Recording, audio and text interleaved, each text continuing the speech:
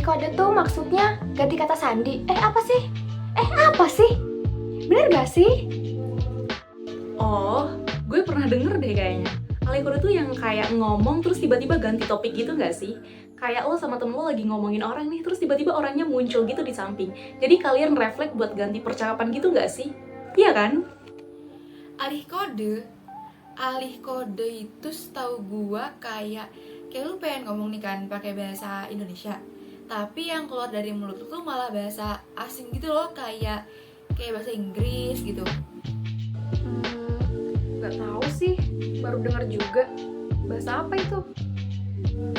Kasih clue dong. Gak tahu sumpah.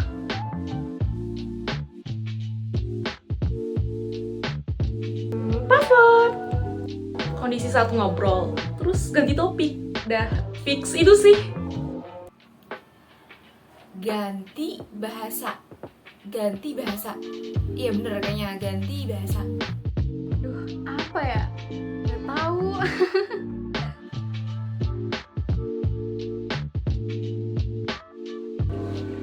Oh, ini mah gue sering denger. Misal nih, ada orang ngomong gila, gue capek banget hari ini. Tapi, like you know it's okay lah. Ternyata itu alih kode. Ya ampun, itu mah gue sering kayak gitu. Alih kode adalah perpindahan bahasa atau variasi bahasa dalam satu konteks tutur. Definisinya akademik banget ya, tapi gue paham sih. Kayak misalnya lo ngomong bahasa Indonesia nih, terus tiba-tiba ganti ke Inggris, terus tiba-tiba balik lagi ke bahasa Indonesia. Sering kejadian sih di temen-temen gue, cukup umum. Berarti ini bukan ganti topik dong ya, itu mah beda lagi. Salah lagi gue.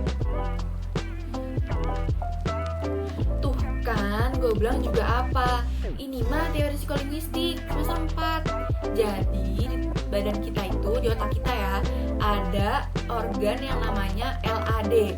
Nah, si LAD itu fungsinya buat mengatur bahasa yang keluar dari mulut kita. Nah, jadi kalau misalnya alih kode itu juga masuknya dari kinerja otak gitu.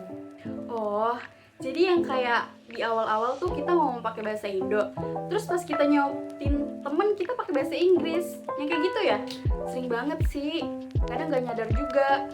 Yang misalnya kayak gue juga gak nyangka banget sih, out of the box banget.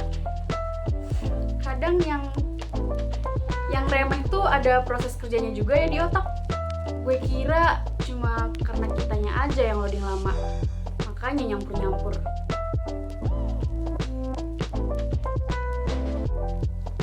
Dulu gue gak biasa sih, dengernya kayak aneh aja. Ternyata banyak orang lakuin hal itu secara otomatis dan gak diada-adain.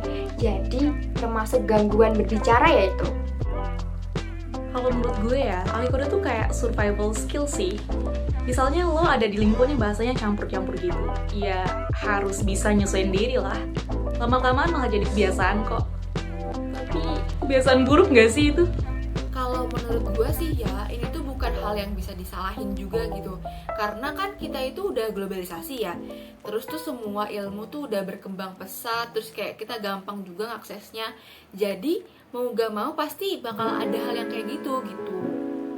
Apalagi kan kita udah terhubung sama internet 24 jam juga kan. Jadi kayak ya gak menutup kemungkinan lah, pasti bakal kecampur-campur gitu budaya kitanya.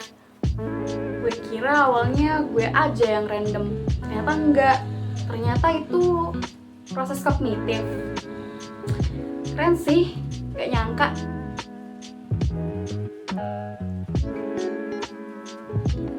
Ya sebenarnya gue paham sih, ini tuh bagian dari perkembangan budaya. Cuma kalian pernah mikir gak sih kalau misalnya kita orang Indonesia, masa ngomongnya nggak pakai bahasa Indonesia?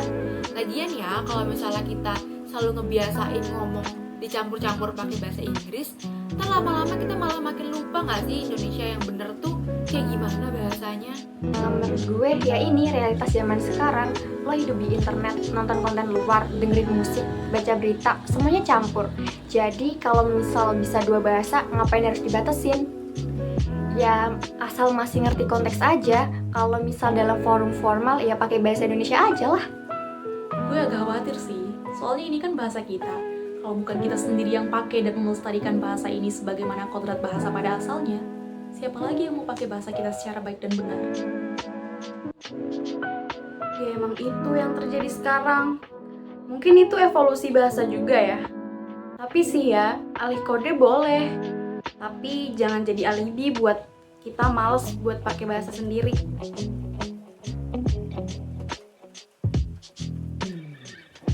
Gue sih pro.